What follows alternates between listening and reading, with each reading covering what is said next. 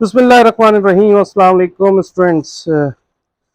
From this video, I am going to start a new series, especially for AKU Educational Board students. जैसे कि सभी को मालूम है कि आगा खान बोर्ड के जो स्टूडेंट्स हैं उनके मॉक्स चल रहे हैं और बहुत जल्द उनके फाइनल एग्जाम्स होने वाले हैं, तो उनके लिए क्विक रिवीजन वीडियोस बनाने का फैसला किया है। और ऐसे नहीं कि रैंडमली टॉपिक्स को डिस्कस कर लें, एसएलओस वाइज डिस्कस करते हुए जाएंगे और ये बात वाजे करते हुए जाएंगे कि एसएलओस में क्या बात मेंशन है और कितनी मेंशन है, कितनी मालूम होनी चाहिए, उतनी ही आपको बताते हुए आगे हम मूव करते जाएंगे। Starting from topic 1, so the SLOs for the first topic are कि 1.1 में है कि chemistry as a quantitative science.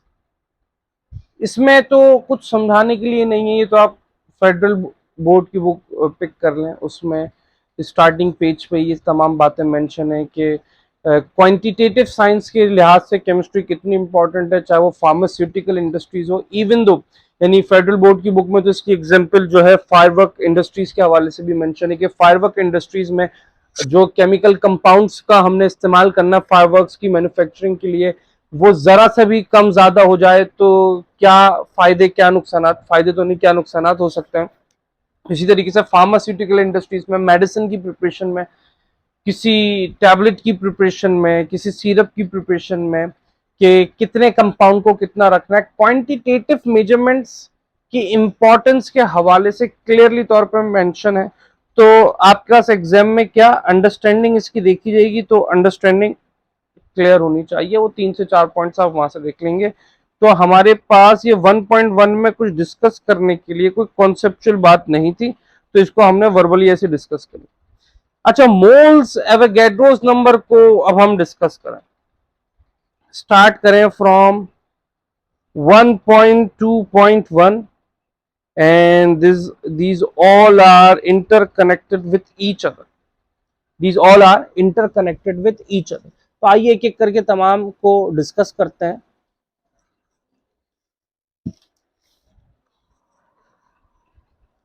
चलें, स्टार्टिंग फ्रॉम दी मोल्स, ये सारे एसएलओज यहाँ पे मेंशन है ताकि किसी भी वक्त आप लोगों को ऐसा फील ना हो कि हम लोग जो है आउट ऑफ द टॉपिक जा रहे हैं या कोई ऐसी बात हो रही है जो आप लोग को समझ नहीं आ रही। तो देखें 1.2.1 एसएलओ से स्टार्ट करें बात, तो हमारे पास डिस्कशन होगा किसका, मोल्स का।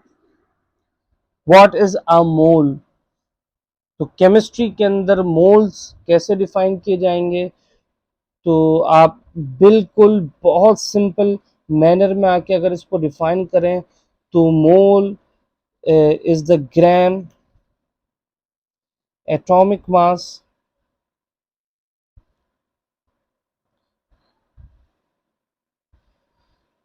ग्राम मॉलिक्यूलर मास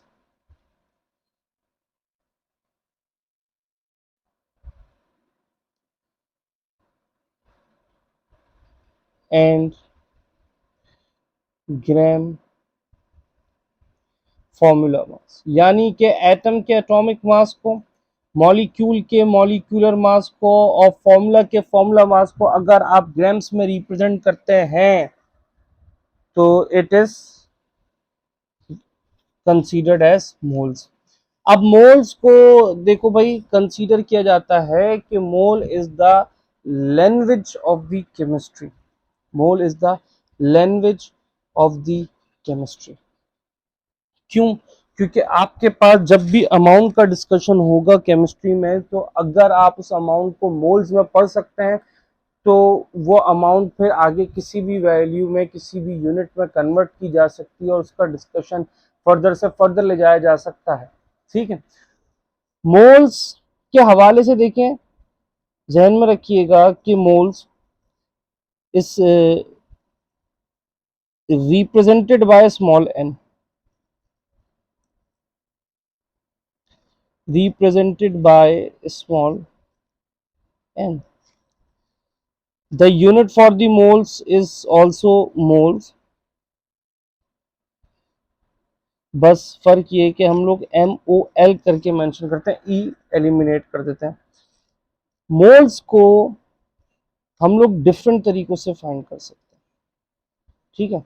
वो डिफरेंट तरीके कार क्या है? मोल्स को आप फाइंड कर सकते हैं from mass, it can be find out from volume,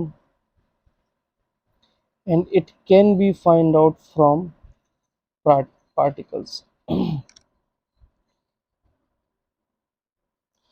from mass अगर डिस्कस किया जाए तो मोल्स यानी कि small n can be find out by the mass of the substance which should be in grams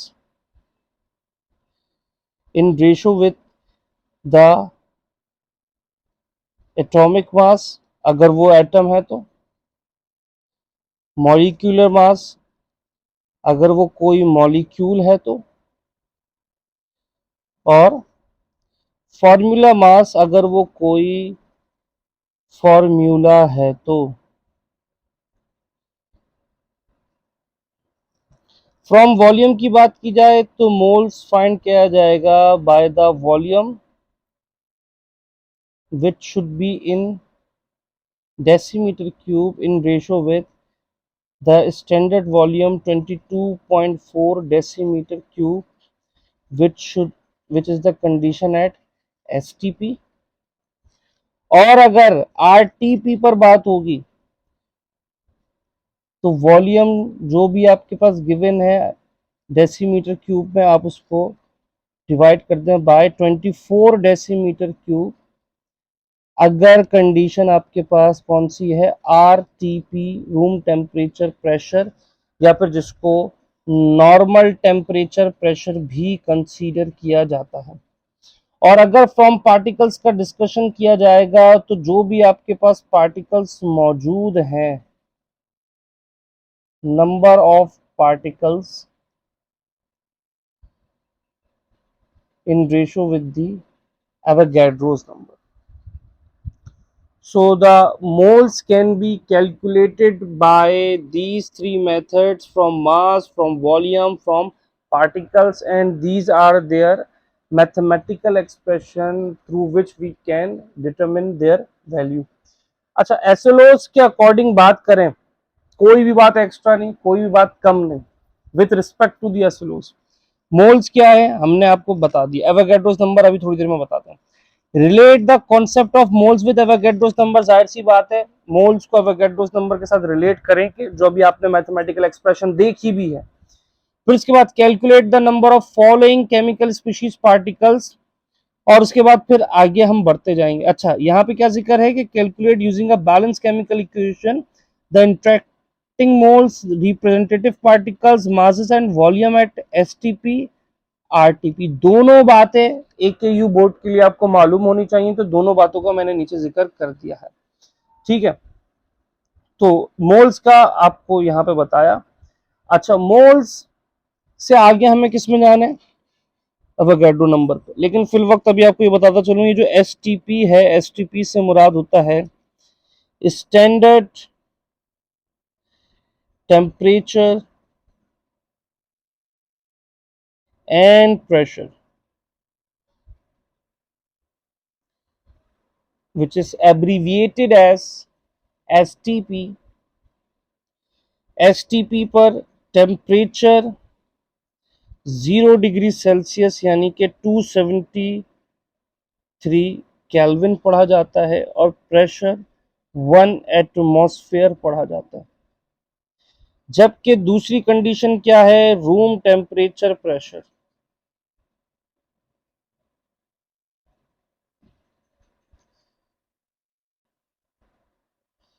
या फिर जिसको हम नॉर्मल टेम्परेचर प्रेशर भी कहते हैं।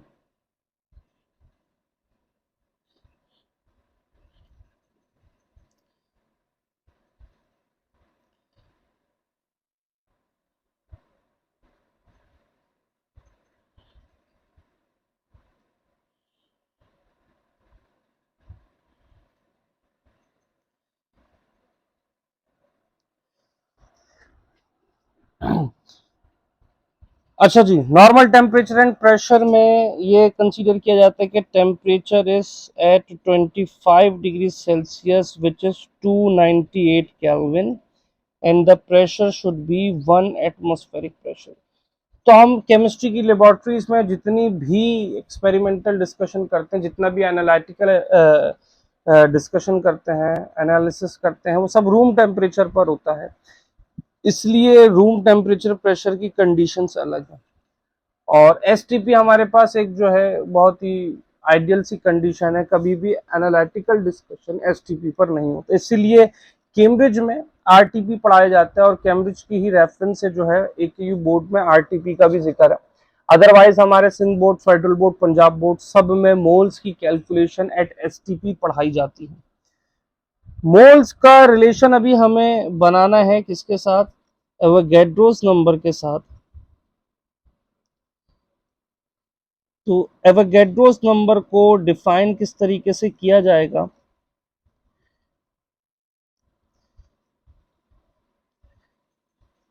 कि 1 mole of any substance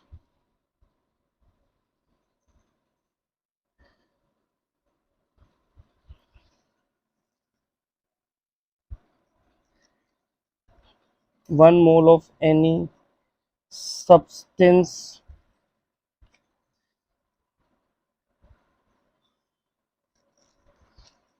contains 6.02 exponent 23 particles. ठीक है, और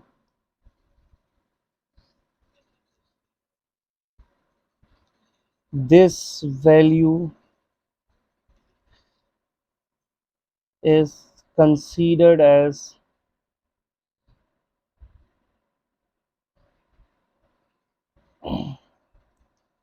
Avogadro's number।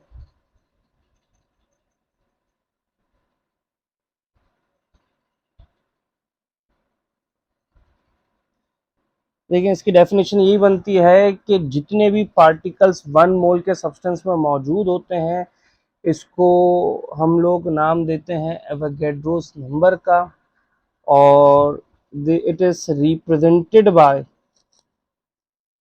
it is represented by N A, जिसमें कैपिटल एन होगा और ए भी कैपिटल होगा। फर्क सिर्फ इतना है कि ए सब्सक्रिप्ट में मेंशन किया जाता है। तो देखें, एवोगैड्रोस नंबर और मोल्स का डिस्कशन हुआ। अब यहाँ पे ऊपर आपको मैंने पूरी मैथमेटिकल एक्सप्रेशन बताई हुई है कि नंबर ऑफ पार्टिकल्स से मोल्स कैसे निकाले जाएंगे। तो मोल्स से नंबर ऑफ पार्टिकल्स कैसे निकाले जाएंगे? क्रॉस मल्टीप्लाई करवा के। ठीक है, बात को समझ रहे हैं?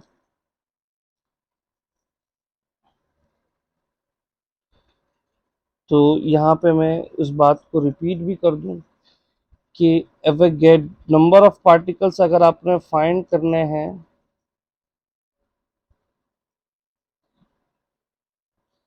तो ये हो जाएगा moles multiply by Avogadro number, और अगर आपने मोल्स फाइंड करने हैं तो नंबर ऑफ पार्टिकल्स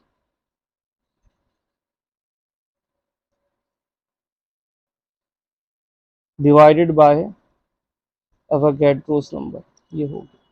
यहाँ पे जो एवोगैड्रोस नंबर के डिस्कशन हो रहा है किस चीज का? यहाँ पे जो डिस्कशन हो रहा है पार्टिकल्स का। तो जो पार्टिकल्स का लफ्ज इस्तेमाल हो रहा है, इस पार्टिकल्स के लफ्ज में हम लोग मॉलिक्यूल्स को भी पढ़ सकते हैं,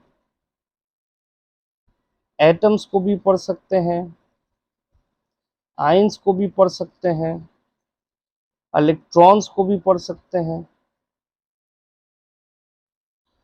प्रोटॉन्स या फिर न्यूट्रॉन्स को भी पढ़ सकते हैं, और भी पार्टिकल्स हो सकते हैं, लेकिन हम लोग अपने सिलेबस के एतबार से बात करें तो इन्हीं का डिस्कशन काफ़ी। आप एसएलओस में भी देखें तो यही बातें मौजूद हैं। ठीक है, एसएलओस में यहाँ पे मेंशन है कि आपको atoms, molecules, moles, ions, protons, neutrons, electrons, ये चीज़ें फाइंड करना आनी चाहिए।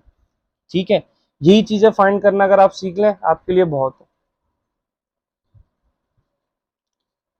अब हमारे पास एक एक करके अगर बात करें, अब चूंकि हम आपको एक रिवीजन पॉइंट ऑफ व्यू से डिस्कस करवा रहे हैं तो एक एक डेफिनेशन के बाद फिर ये बात नहीं बताई कि भाई 1 मोल ऑफ सोडियम कितने ग्राम्स का होगा, 1 मोल ऑफ सोडियम क्लोराइड कितने ग्राम्स का होगा, या 1 मोल सोडियम में कितने एटम्स होंगे, या 1 मोल सोडियम क्लोराइड में कितने 1 मोल सोडियम हाइड्रोक्साइड में कितने मॉलिक्यूल्स होंगे। ये सारी बातें नहीं बताई, क्यों? क्योंकि एक रिविजन की वीडियो है और कोशिश ये है कि जितने भी AKU बोर्ड के स्टूडेंट्स हैं उनका एक रिवीजन हो जाए अच्छे पॉइंट से, अच्छे तरीके से।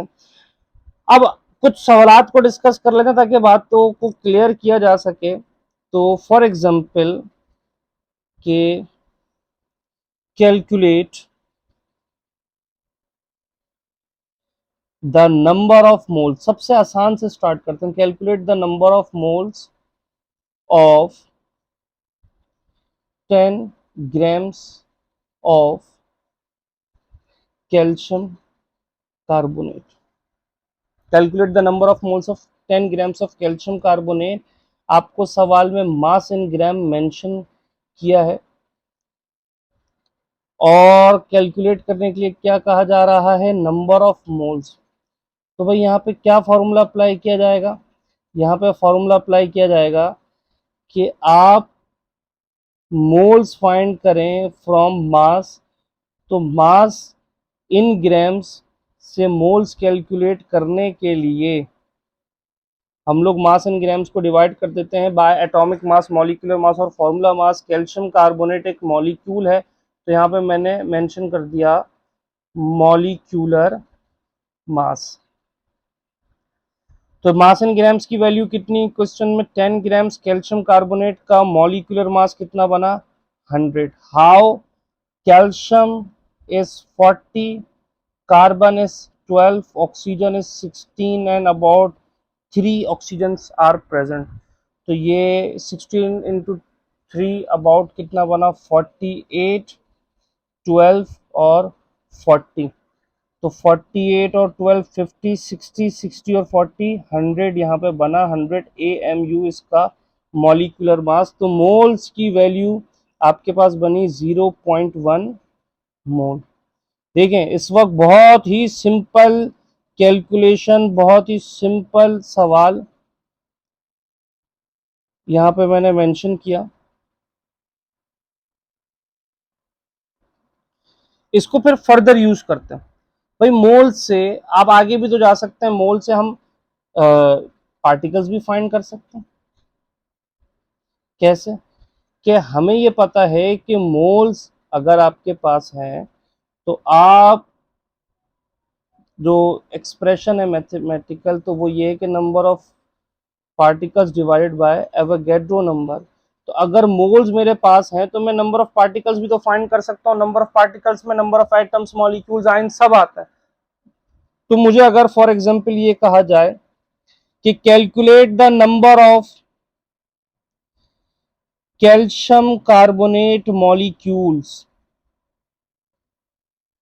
इन 10 ग्राम्स ऑफ कैल्शियम कार्बोनेट। ऊपर जो सवाल था उसी में कैल्शियम कार्बोनेट के मॉलिक्यूल्स निकालने, तो मोल्स तो मुझे पहले से मालूम है।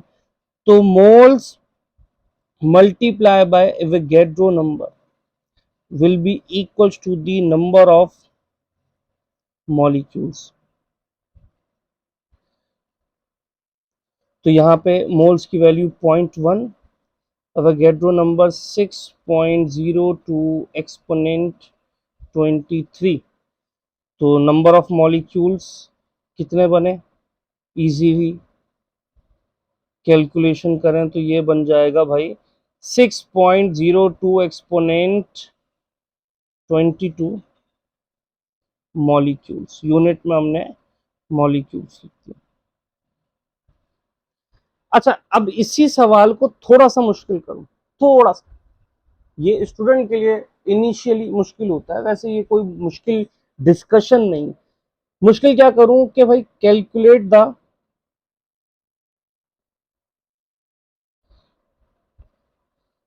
Number of atoms number of oxygen atoms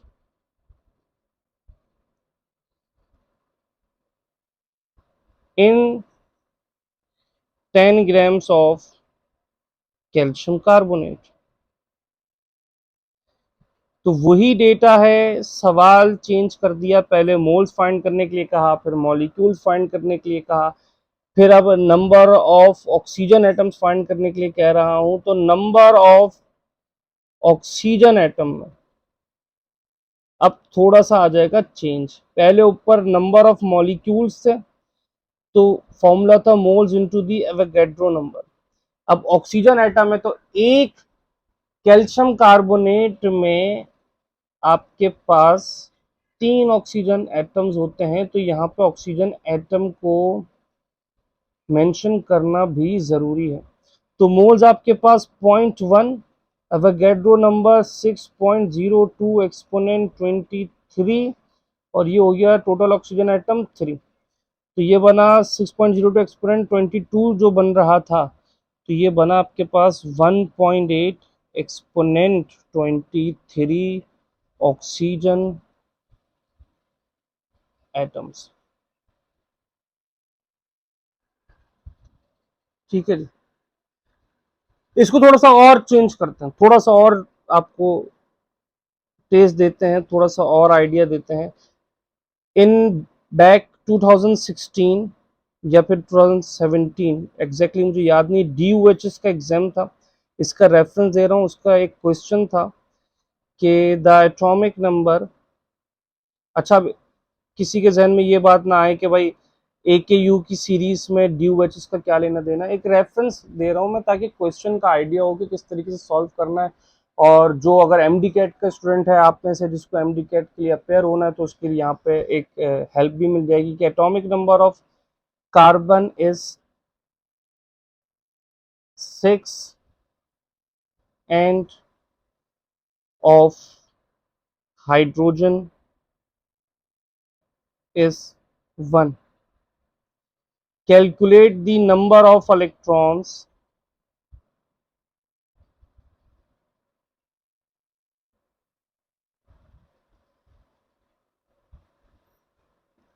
in 1.6 grams of methane. ये सवाल 2016 DOHS के एग्जाम में आया था, और इसमें ये कंडीशन बेसिकली डिस्कस हो रही है, इसलिए आप लोग के आगे ये रखा है, इसकी प्रैक्टिस करें। अब आप देखें सवाल में मेंशन है कि मीथेन का मास कितना है भाई, 1.6 ग्राम्स।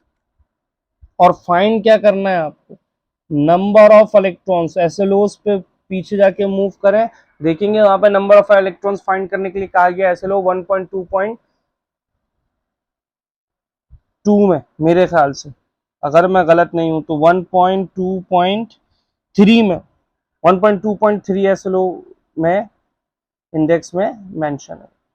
अच्छा जी, किस तरीके से फाइंड करें भाई, नंबर ऑफ इलेक्ट्रॉन्स के लिए फॉर्मूला आपने लगा दिया। अच्छा, नंबर ऑफ पार्टिकल्स सिंपली होते तो number of particles is equal to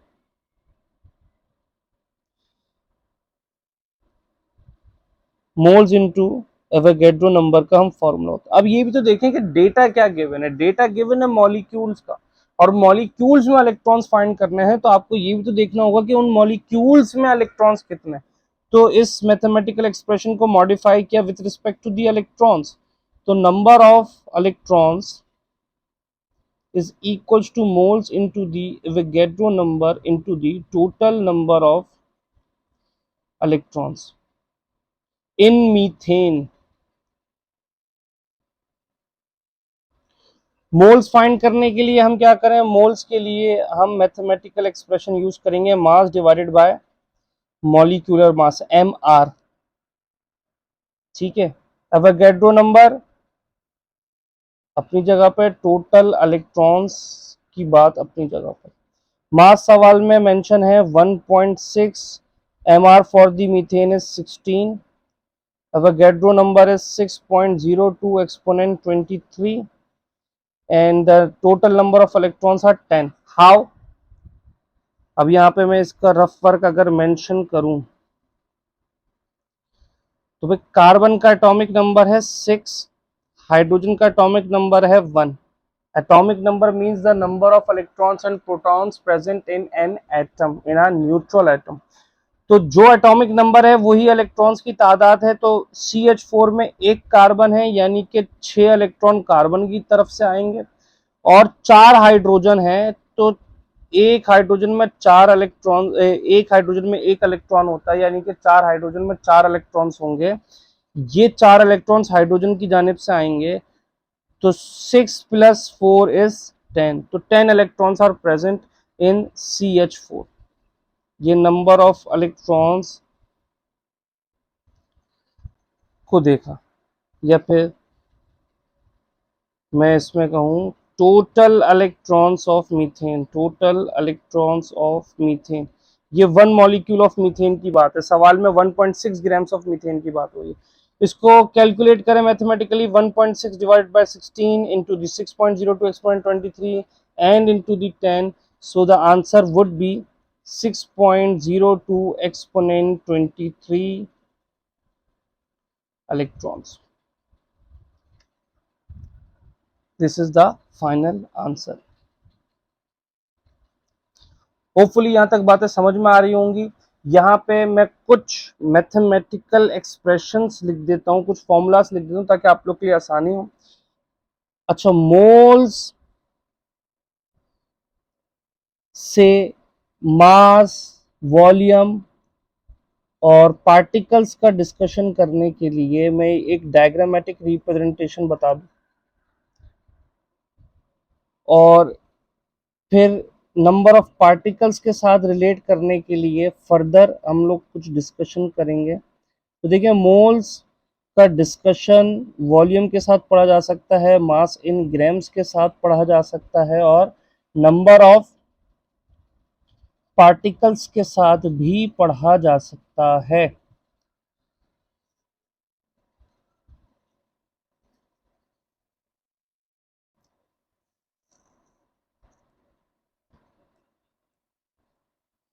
तो अगर आपको वॉल्यूम की वैल्यू मालूम है, volume which should be in decimetre cube, और ये बात सारी हो रही है एट STP, ठीक है। RTP पे ऑब्वियसली डिस्कशन चेंज हो जाएगा, और क्या हो जाएगा, ये ऊपर मेंशन है। तो अगर आपको वॉल्यूम मालूम है और आपको क्या फाइंड करना है, मोल्स, तो the given value of the volume will be divided by the 22.4 decimetre cube. और अगर आपको क्वेश्चन में मोल्स की वैल्यू अवेलेबल है और आपको वॉल्यूम फाइंड करना है, तो moles will be multiplied by 22.4 decimetre cube.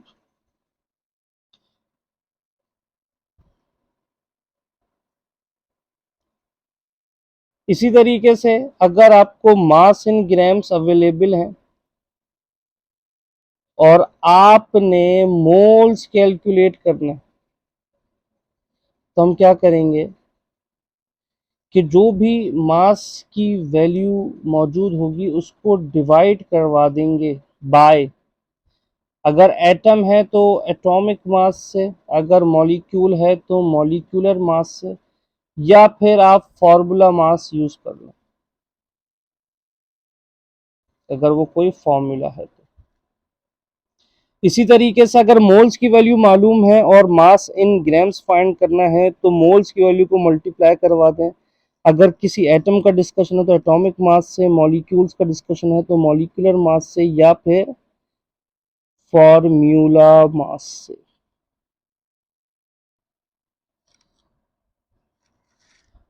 Number of particles का डिस्कशन हो, नंबर ऑफ पार्टिकल्स अगर आपको गिवन है और मोल्स की वैल्यू कैलकुलेट करनी है from number of particles, so the given value would be divided by Avogadro's number. और अगर मोल्स की वैल्यू मालूम है और नंबर ऑफ पार्टिकल्स फाइंड करने हैं, तो it would be multiplied by Avogadro's. ये तो हो गया मोल्स का डायरेक्ट सबके साथ रिलेशन। अगर नंबर ऑफ पार्टिकल्स का डिस्कशन हो, यानी कि एसएलओस के अकॉर्डिंग हो कि भाई number of electrons, protons, neutrons, molecules, ions, ये बात हो रही है, तो फॉर एग्जांपल अगर आपको नंबर ऑफ मॉलिक्यूल्स फाइंड करने हैं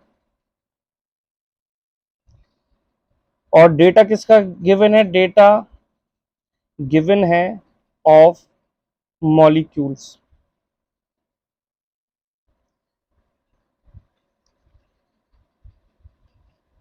थोड़ा सा अलग मेंशन करते हैं कि data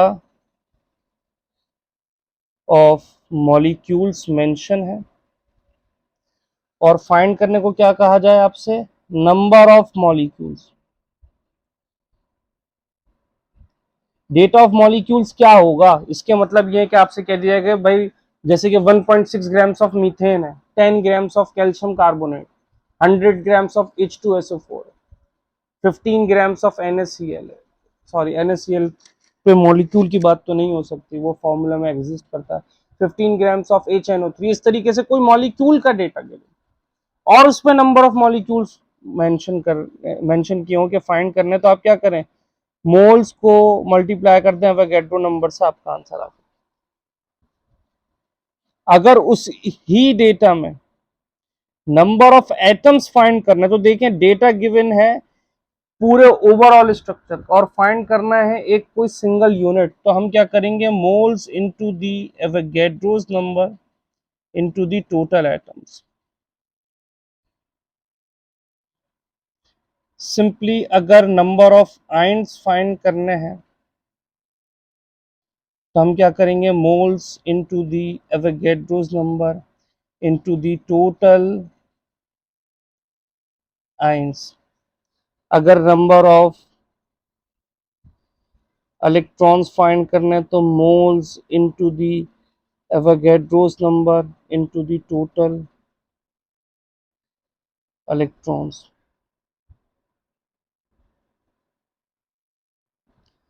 number of neutrons find करना है तो moles into the Avogadro's number into the total neutrons. या फिर नंबर ऑफ प्रोटॉन्स फाइंड करने के लिए कहा जाए तो हम क्या करेंगे, moles into the Avogadro's number into the total protons. अच्छा, ये बात कैसे और चल सकती है कि फॉर एग्जांपल आपको किसी एटम का डेटा गिवन कि for example 10 grams of carbon is present, 10 grams of carbon is present, और उस पर आपसे कहे कि नंबर ऑफ एटम्स निकालो, तो भाई कार्बन का ही डेटा गिवन है और कार्बन के ही एटम्स फाइंड करना है, तो फॉर्मूला क्या होगा, moles into the Avogadro number, यही फॉर्मूला लगेगा। लेकिन आपसे क्या कहे कि भाई 10 ग्राम्स ऑफ कार्बन एटम मौजूद है, बताइए इसमें नंबर ऑफ इलेक्ट्रॉन्स कितने होंगे, तो नंबर ऑफ इलेक्ट्रॉन्स के लिए यही फॉर्मूला, नंबर ऑफ प्रोटॉन्स पूछे तो ये फॉर्मूला, नंबर ऑफ न्यूट्रॉन्स पूछे तो ये फॉर्मूला, मतलब ये प्रोटॉन्स के लिए, ये न्यूट्रॉन्स के लिए, ये इलेक्ट्रॉन्स के लिए। इन बातों को जहन में रखना है। तो अभी अल्हम्दुलिल्लाह हमने एसएलओस में क्या क्या बातें डिस्कस कर ली हैं।